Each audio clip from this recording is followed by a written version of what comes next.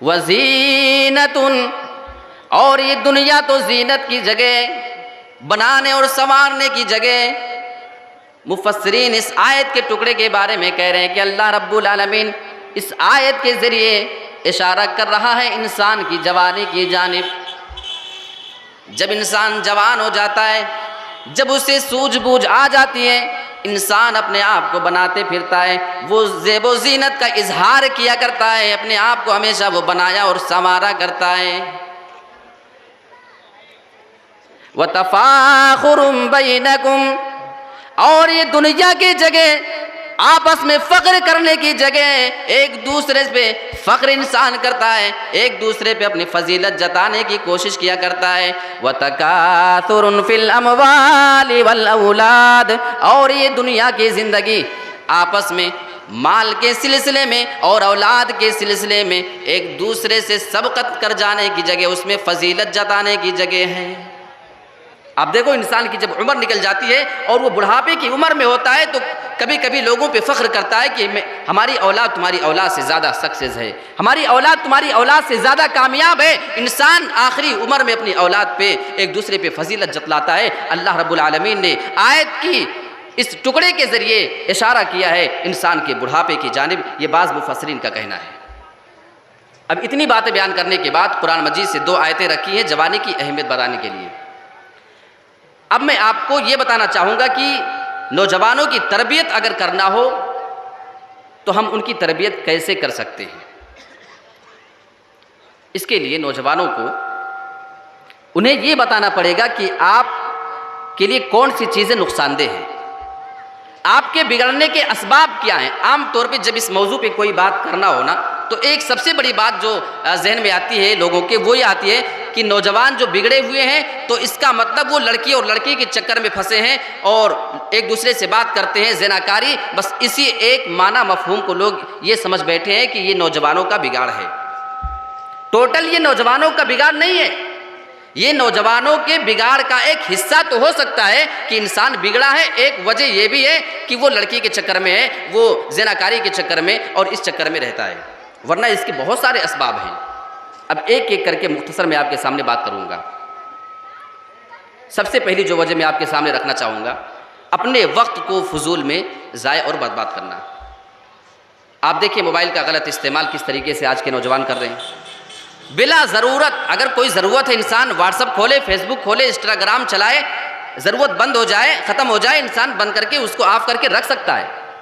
लेकिन आप देख लें, इंसान अगर 14-15 घंटे जागता है तो आप उसमें देखेंगे 7-8 घंटे टोटल उसके मोबाइल के इस्तेमाल में चले जाते हैं। उसे दिन में 3-3 बार जाके मोबाइल चार्ज करना पड़ता है। इतनी ज़्यादा ज़रूरत मोबाइल की तो नहीं हो सकती है। तो मोबाइल का गलत इस्तेमाल और उसमें अपना वक्त ज़ाय करना, ये एक अहम वजह है नौजवानों के बिगाड़ के सिलसिले में। एक वीडियो आपने देखी होगी, ये मैं आपको नुकसान बता रहा हूँ मोबाइल का। नौजवान कैसे बिगड़े हुए हैं। एक आदमी की वीडियो आई, वो खाने काबा में हजरे असवद के पास बैठा हुआ है और वो आदमी मोबाइल निकाल कर उसमें लूडो का गेम खेल रहा है और गया है बेचारा हज करने। ये है मोबाइल का फितना, ये है बिगड़े हुए नौजवान कि अगर गेम ना खेले तो इनका कोई काम चलने वाला नहीं है। और अल्लाह की कसम मैं तो ये भी कह सकता हूँ, और ऐसे बहुत सारे मनाजिर देखे जा चुके हैं कि इंसान अगर किसी कब्रिस्तान में मैयत को दफनाने के लिए गया हुआ है, अगर ये मालूम हो जाए कि 1 घंटा ताख़ीर हो सकती है जनाजे को दफनाने में, तो इंसान वहाँ भी एक साइड बैठ करके और गेम खेलना शुरू हो जाता है। इससे ज़्यादा बेशर्मी की बात और क्या हो सकती है हमारे लिए कि हमारे नौजवानों को मोबाइल ने कब्रिस्तान और मैयत को दफनाने की जगह से भी पाक नहीं रखा है। मेरे साथियों, एक वजह है नौजवान के बिगाड़ की मोबाइल और उसके फजूल इस्तेमाल। एक और वजह इसकी है, वजह नंबर 2, इंसान अपने आप को बहुत ज़्यादा खाली और फ्री ना रखे, और इसमें वालिदैन की जिम्मेदारी है। यहाँ माँ बाप की जिम्मेदारी ये बनती है, या तो आप अपने बच्चों को किसी दीनी काम में लगा दिया करें या किसी दुनियावी काम में लगा दिया करें जो उनके लिए फ़ायदेमंद साबित हो सकता हो, जिसका उन्हें नुकसान न उठाना पड़े। और अगर माँ बाप आपको इस काम पे न लगाएं तो ऐ मेरे नौजवान साथियों, मैं आपसे भी ये कहना चाहता हूँ, आप खुद ही कोई ऐसा काम तलाश करें, अपने आप को दिन के ज़्यादातर औकात में मसरूफ़ और बिज़ी रखा करें। क्योंकि जब इंसान बिज़ी होता है, इंसान जब मसरूफ़ हुआ करता है, शैतान उसके पास आता तो है बहकाने की वो कोशिश ज़रूर करता है, लेकिन जब इंसान बिज़ी होता है, दिन भर वो काम काज करता है, रात को वो आदमी थका हुआ जल्दी सो जाता है, सुबह उठता है फिर वही रूटीन चली जाती है, लिहाजा शैतान को ज़्यादा बहकाने का मौका नहीं मिलने पाता है। लेकिन अगर आप हमेशा फ्री रहा करेंगे, बहुत सारे नौजवानों को आप देखें सुबह से लेकर शाम तक उनको कोई काम ही नहीं है, यहाँ होटल पे, वहाँ चाय अड्डे पे, हर जगह बैठे अपने वक्त को गुजार रहे होते हैं। ऐसी सूरत में शैतान को ज़्यादा मौका मिलता है, और वो शैतान तो हमें और आपको बहकाने में कितना ज़्यादा हमारे लिए कोशिशें करता है। उसने तो अल्लाह रब्बुल आलमीन से इजाज़त मांगी है। कुरान उठाओ, अल्लाह बयान फरमाता है, क़ाल रब्बी फ़अंज़िरनी इला यौमि युबअसून। ऐ मेरे रब, इब्लीस वहाँ पे कह रहा है, ऐ मेरे रब तू मुझे मोहलत दे दे, मैं तेरे बंदों को क़यामत के दिन तक बहकाऊँगा। इला यौमि युबअसून। अल्लाह फरमाता है, क़ाल फ़इन्नका मिनल मुनज़रीन इला यौमिल वक़्तिल मालूम। अल्लाह बयान फरमाता है, ऐ इब्लीस तू मुझसे मोहलत मांगना चाहता है, जा मैंने तुझे मोहलत दे दी, मैंने तुझे रुख्सत दे दी, क़यामत के दिन तक मैं तुझे ये मोहलत देता हूँ। अब नौजवान साथियों, आगे का जुमला ज़रा गौर से सुने और इब्लीस की मजाल तो ज़रा देखें। इब्लीस ये कह रहा है, क़ाला रब्बी बिमा अग़वैतनी। ऐ मेरे रब, ऐ मेरे परवरदिगार, वो अल्लाह को रब कह रहा है, ऐ मेरे रब, रब्बी, ऐ मेरे रब, बिमा अग़वैतनी, तूने मुझे गुमराह कर दिया, तूने मुझे सही रास्ते से भटका दिया था। अल्लाह पे वो इल्ज़ाम लगा रहा है। भला कोई बंदा इससे ज़्यादा और बेबाकी वाला अंदाज क्या इख्तियार कर सकता है कि वो अपने रब के सामने खड़ा हुआ है और रब के सामने अल्लाह के ऊपर इल्ज़ाम लगा रहा है, ऐ मेरे रब अग़वैतनी, तूने मुझे गुमराह कर दिया था। लउज़य्यिनन्ना लहुम फिल अर्ज़ि, लिहाजा मैं जब दुनिया में जाऊंगा तेरे सारे के सारे बंदों के लिए मैं तमाम बुरी चीज़ें मुज़य्यन करके पेश कर दूंगा, बना और सवार करके उनके सामने गुनाहों को ला करके रख दूंगा। आज देखो इब्लीस कितना कामयाब है, शैतान अपने इस मकसद में कितना ज़्यादा कामयाब है। आज हमारे सामने तो गलत चीज़ों को उसने अच्छा बना करके पेश कर दिया है। वला उग़वियन्नहुम अजमईन, और मैं तेरे सारे बंदों को गुमराह भी करता रहूँगा, इल्ला इबादका मिनहुमुल मुखलसीन। हाँ, मगर मैं उस बंदे को गुमराह नहीं कर सकता हूँ जो तेरे मुखलिस और खालिस बंदे होंगे, जिनको तूने चुन लिया है। इब्लीस की मजाल आप देखें। आज हम उस इब्लीस की बातों में आ रहे हैं, उस इब्लीस के बहकावे में आ रहे हैं जिसने हमारे रब पर इल्ज़ाम लगाया है, जिसने हमारे रब के सामने ये झूठ बोला है कि अल्लाह तूने मुझे गुमराह किया है। नऊज़ बिल्लाहि मिन ज़ालिक, इससे ज़्यादा बदतरीन बात किसकी हो सकती है। और आज हम उसी के शहदाई हैं, आज हम उसकी हर बातें मानने को तैयार हैं। मेरे प्यारे साथियों, बचाओ अपने आप को मसरूफ़ रखो। बिज़ी रहेंगे, शैतान को बहकाने का मौका कम मिलेगा। एक और वजह हो सकती है बिगड़ने की, गलत दोस्तों का इंतखाब। अल्लाह के नबी सल्लल्लाहु अलैहि वसल्लम की एक हदीस है, सही अबू दाऊद की वो रिवायत है। अल्लाह के नबी सल्लल्लाहु अलैहि वसल्लम ने फरमाया, अर्रजुलु अला दीनी खलीलिही फलयंजुर अहदुकुम मन युखालिल। रवाहु अबू दाऊद। अल्लाह के नबी सल्लल्लाहु अलैहि वसल्लम इरशाद फरमाते हैं कि आदमी अपने दोस्त के दीन पर होता है, अपने दोस्त के दीन पर वो होता है, उसी पर अमल कर रहा होता है। अगर किसी को दोस्ती करना हो तो गौर कर ले, वो देख ले कि किस आदमी से उसकी दोस्ती हो रही है, किस आदमी से वो दोस्ती कर रहा है, उस आदमी को गौर ज़रूर कर लेना चाहिए।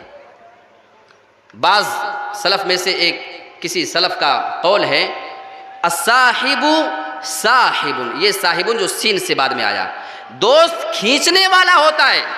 यानी अगर उसके अंदर कोई गलत बुराई पाई जा रही है तो वो आपको चाहेगा कि आप भी वो काम कर ले। बसा औकात आप देखें, कोई लड़का, कोई बच्चा होता है वो पान गुटके नहीं खा रहा है, कुछ दोस्तों की संगत पड़ी, धीरे धीरे करके दोस्ती है तो दे रहे हैं, अब इनकार नहीं कर पा रहा है। कभी कभी सिगरेट की डब्बी निकाली, ले एक फूंक तू भी मार ले, धीरे धीरे वो उसको खींच रहे हैं। कहा अस्साहिबु साहिबुन, दोस्त खींचने वाला होता है, अपनी जानिब आपको उस बुराई में लाने वाला होता है। लिहाजा दोस्ती बड़ी सोच समझ के करनी चाहिए।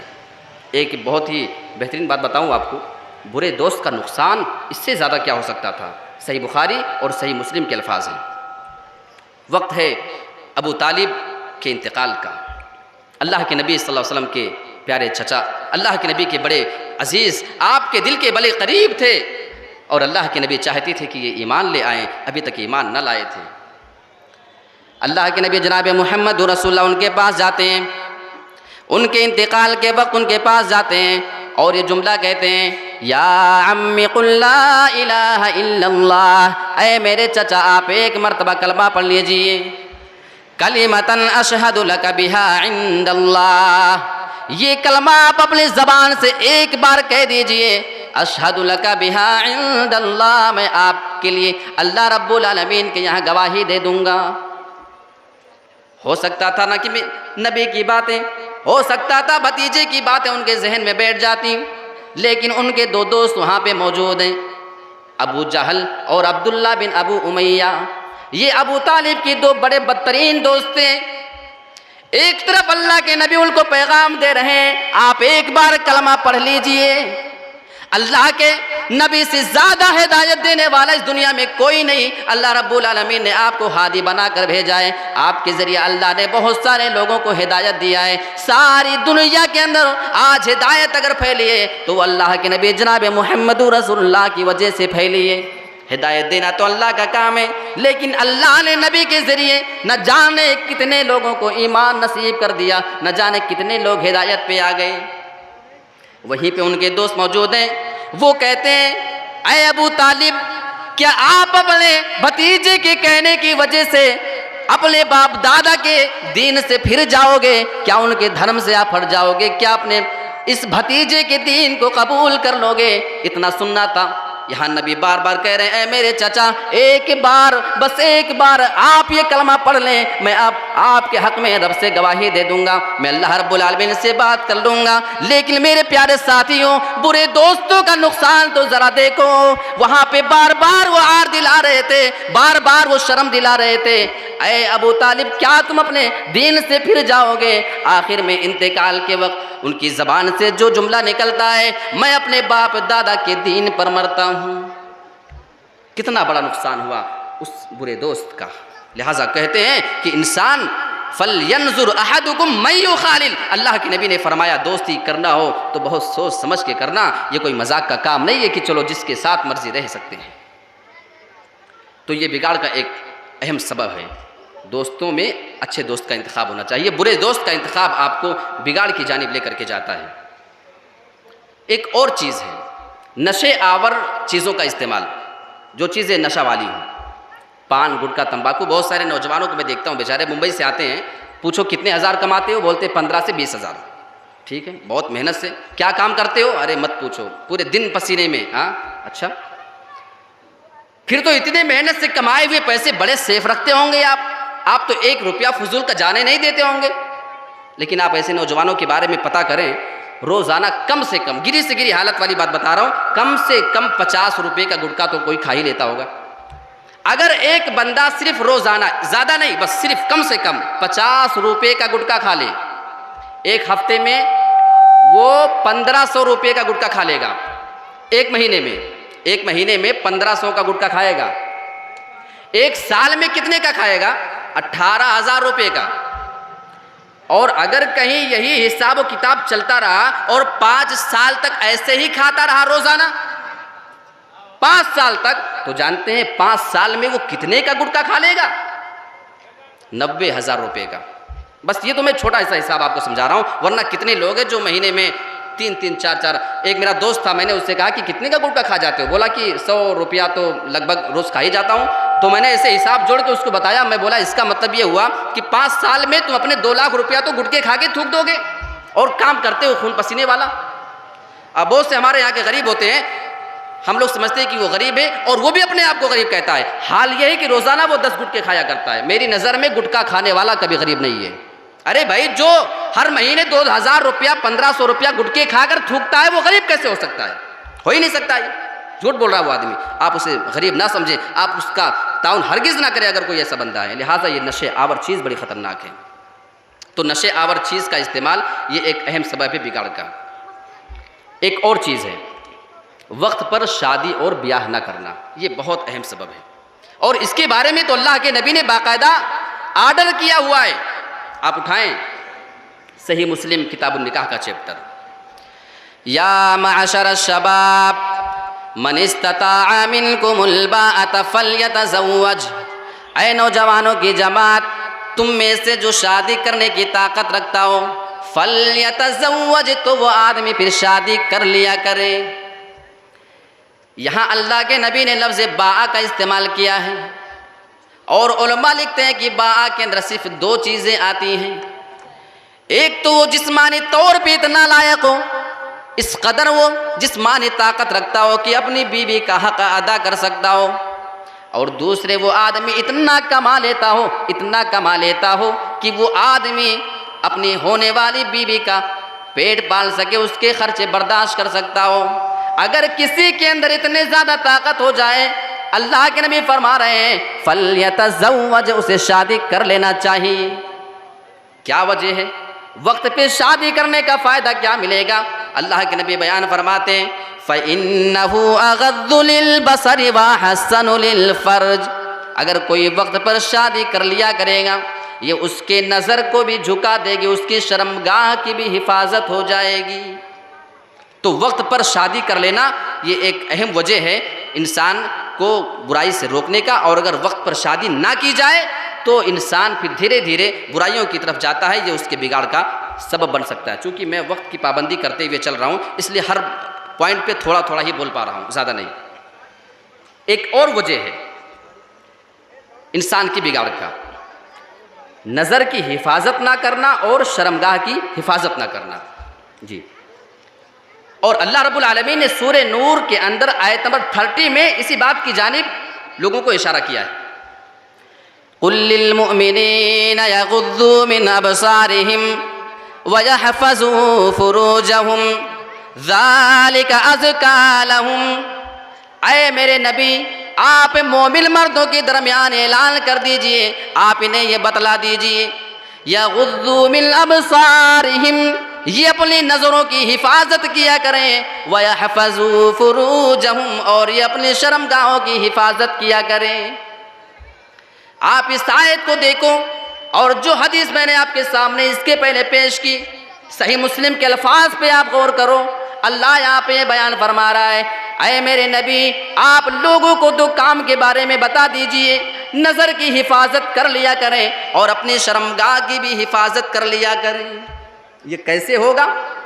अल्लाह के नबी ने फरमाया शादी कर लो, ये दोनों चीज़ें तुम्हारी सेफ हो जाएंगी। जी, एक और हदीस है, ज़िना की बहुत सारी शक्लें हैं। हम लोगों को क्या लगता है ना कि ज़िना सिर्फ शर्मगाह से होता है। जी, आम तौर पर लोगों को यही लगता है। आइए मुस्नद अहमद की एक हदीस देख लेते हैं, आपको पता चल जाएगा कि ज़िना किस किस किस्म का होता है।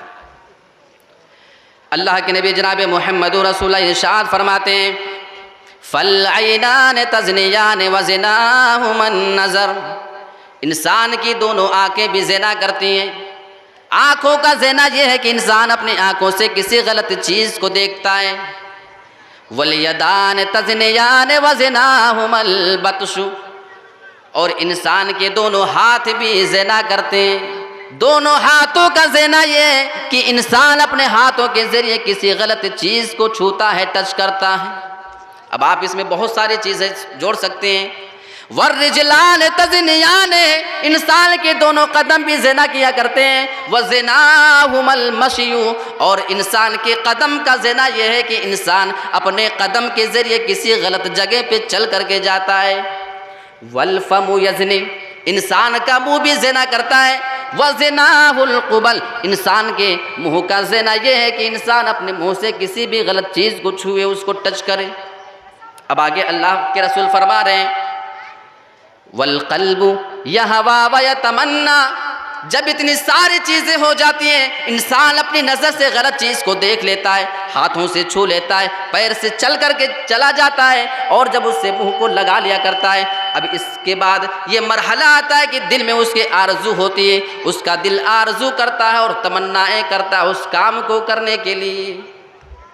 वल फर्जु युसद्दिक़ु ज़ालिका औ युकज़्ज़िबुहु, और इंसान की शर्मगाह या तो उसकी तस्दीक करती है या उसकी तकज़ीब करती है।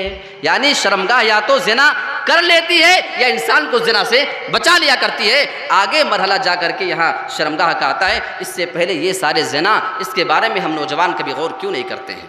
हाथ से ज़िना हो रहे, पैर से हो रहे, आपकी आँखों से हो रहे, अगर कान से गलत सुन रहे हैं तो ये आपके कान का भी ज़िना है।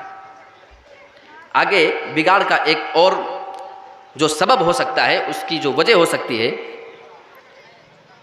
वो अल्लाह के रसूल सल्लल्लाहु अलैहि वसल्लम के बताए हुए तरीके के मुताबिक हलाल रोज़ी ना कमाना और हराम कमाई करना। हराम कमाई का नुकसान क्या है? आइए एक हदीस देख लेते हैं, बड़ी प्यारी हदीस है। आप ज़िंदगी में करोड़ रुपया कमा लें, मैं बोलता हूँ आप अरबों खरबों कमा लें, अल्लाह के रसूल सल्लल्लाहु अलैहि वसल्लम की इस हदीस को अपने सामने रखें। एक आदमी अल्लाह रब्बुल आलमीन के पास दुआएं करने आता है। वो आदमी बड़ी दूर से चलने के बाद अल्लाह से दुआएं कर रहा होता है हाथ उठा करके, लेकिन अल्लाह के रसूल फरमाते हैं व मतअमुहु हरामुन व मशरबुहु हराम। वो आदमी जो खाना खाया करता है उसका खाना भी हराम और उसका पीना भी हराम है। व मलबसुहु हरामुन, उसका लिबास भी हराम का हुआ करता है। व गुदिया बिल हरामी, और उसकी ग़िज़ा भी हराम माल की हुआ करती है।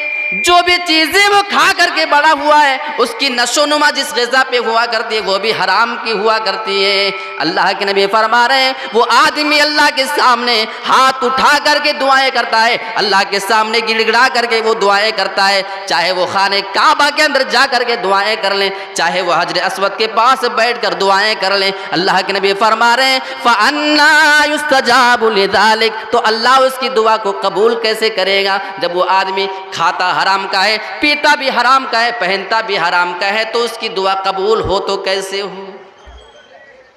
एक और वजह, क्योंकि ये मौजू काफ़ी वसी है जो मौजू मुझे दिया गया है, इसलिए बड़ा इख्तिसार के साथ मैं चल पा रहा हूँ। एक और वजह है अल्लाह के रसूल सल्लल्लाहु अलैहि वसल्लम को नमूना ना मानकर दूसरों को अपना नमूना और आइडियल मानना। आजकल आप देख लें लोगों के लिबास कैसे हैं, फला फिल्मी एक्टर के जैसे, फला क्रिकेटर के जैसे, फला फुटबॉलर के जैसे। हमारी माँ और बहनों के लिबास कैसे हैं, फला एक्ट्रेस के अंदर वो फला सीरियल के अंदर उसने ऐसा पहना है, फला ड्रामे के अंदर उसने ऐसा पहना हुआ है। ये हमारी माँ और बहनों का मिजाज, उनकी चॉइस बनी है।